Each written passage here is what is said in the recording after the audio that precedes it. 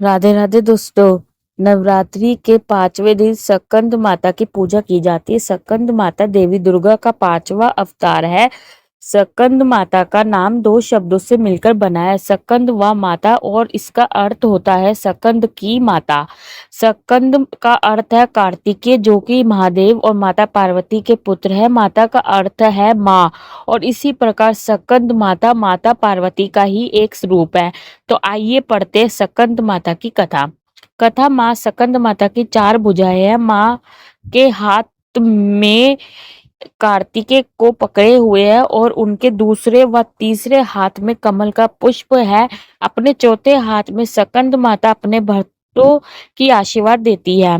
स्कंद माता की सवारी एक शेर से। स्कंद माता विश्व सुधि चक्र की अधिष्ठात्री देवी है। विशुद्धि चक्र हमारे गले के उभरे हुए भाग के ठीक नीचे स्थित होता है। माँ स्कंद माता की सच्चे मन से पूजा करने से विशुद्धि चक्र जागृत हो जाता है, जिससे बड़ी की सिद्धि प्राप्त होती है।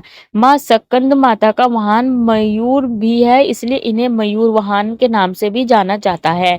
उनका वर्ण यानी त्वचा का रंग शुभ्र है। माता हमेशा कमल पर विराजित रहती है और इसलिए वह पद्मासना देवी के रूप में भी मानी और पूजी जाती है। माँ स्कंद माता का मन पूर्ण रूप से लौकिक और संसारिक संबंधों से दूर रहता है। स्कंद माता का पूजन करने वाले व्यक्ति और जीव मुख्य संसारिक बंधुओं में रहकर भी उनसे मुक्त होते रहते हैं। माँ दुर्गा के स्कंद माता अवतार की ऐसी मान्यता है कि माता सती द्वारा अपना देह त्यागने के बाद भगवान शिव के खुद को सजा देने के लिए स्वयं को संसारिक बंधनों से दूर कर लिया था और एक तपस्वी के रूप में के बीच कड़ी सर्दी में तपस्या करने चले गए थे। इसी दौरान तारकासुर और सुरपदना नाम के 2 राक्षसों ने देवताओं पर हमला कर दिया था। उस वक्त देवताओं की मदद करने के लिए कोई नहीं था। तारकासुर और सुरपदान नाम के 2 राक्षसों को ब्रह्मा जी के द्वारा यह वरदान प्राप्त था कि उन्हें मारने के लिए शिव जी की संतान को ही आना होगा।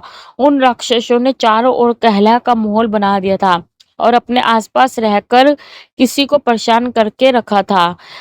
इन दोनों राक्षसों के अत्याचारों को देखकर देवतागण भी चिंतित थे। तब सभी देवतागण भगवान विष्णु के पास गए और उन्होंने अपने दुख को सुनाया, परंतु विष्णु जी ने उनकी कोई मदद नहीं की। विष्णु जी ने मदद न मिलने पर देवताओं का नारद जी के पास जाने का सोचा।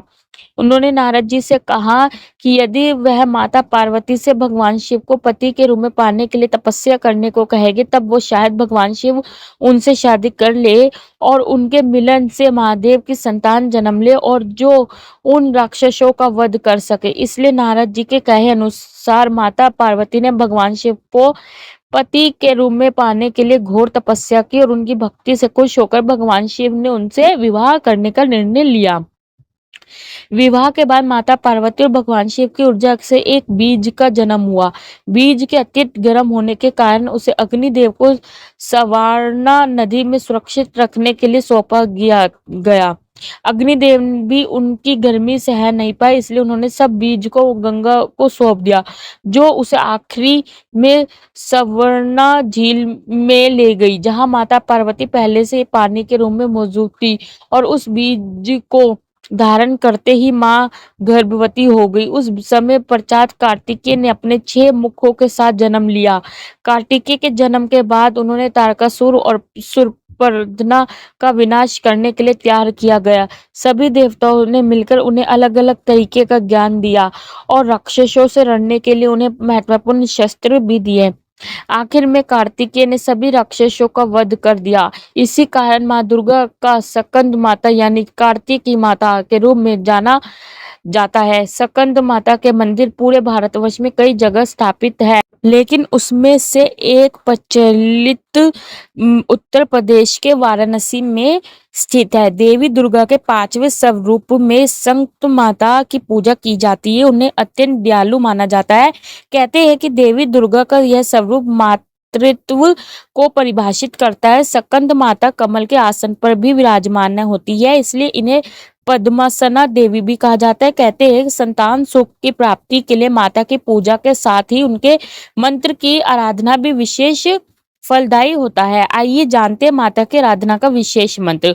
ओम देवी सकंद माताए नमः अर्थात नमोकार ओमकार स्वरूपी सकंद माता जी जो कि अपने भक्तों की समस्त इच्छाओं को क्षण भर में पूर्ण कर देने वाली है, उनके चरणों में बारंबार नमस्कार है। सकंद माता की उपासना से बाल रूप सकंद भगवान की उपासना स्वयं हो जाती है। माँ सकंद माता की उपासना से उपासक की समस्त इच्छाएं पूर्ण हो जाती है। हमें भी सकंद माता की शरण प्राप्त हो यही प्रार्थना करना चाहिए। माँ दुर्गा का सकंद माता अवतार हमें यह सिखाता है कि कैसे एक माँ सदैव अपने बच्चे को अच्छाई की ओर बढ़ाना सिखाती है।